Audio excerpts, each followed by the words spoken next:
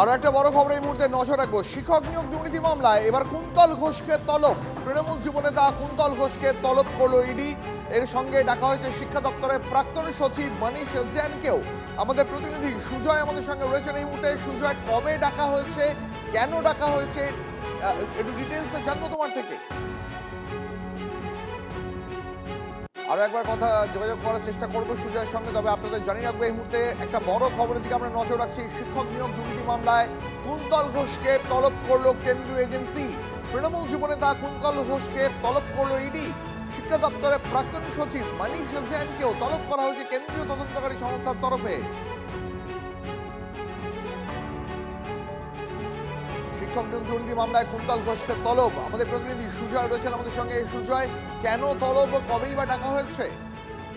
দেখো, 16 থেকে 19 তারিখের মধ্যে ডাকা হয়েছে কুন্তল ঘোষকে এবং এসএসসির নবম, দশম, একাদশ, দ্বাদশের যে নিয়োগ দুর্নীতি মামলা, সেই মামলাতে কুন্তল ঘোষকে তলব করা হয়েছে এবং মনীষ জৈনকেও তলব করা হয়েছে, যিনি শিক্ষা দপ্তরের সচিব ছিলেন। এবং এই মামলাতেই দিন কয়েক আগে পার্থ চট্টোপাধ্যায়, অর্পিতা মুখোপাধ্যায় দুজনকে ডাকা হয়েছে, তলব করা হয়েছে জিজ্ঞাসাবাদের জন্য। এবং এসএসসি এই মামলাটিতে নতুন করে যে তদন্তের গতি বাড়াচ্ছে এনফোর্সমেন্ট ডিরেক্টরেট, সেটা এক প্রকার স্পষ্ট। তার কারণ 100-র বেশি চাকরি প্রার্থী যারা টাকা দিয়েছিলেন, যারা চাকরি পাননি, তাদেরকেও ইডি জিজ্ঞাসাবাদের জন্য তলব করা হয়েছে। অর্থাৎ পুরো গোটা দুর্নীতির যে জালটা, এটা কিভাবে হয়েছিল সেটাই জানার চেষ্টা করছে এনফোর্সমেন্ট ডিরেক্টর, এবং আর্থিকভাবে কারা লাভবান হয়েছে সেটাও তাদের তদন্তের আওতায়। বুঝতে পারছি সুজয়, ধন্যবাদ।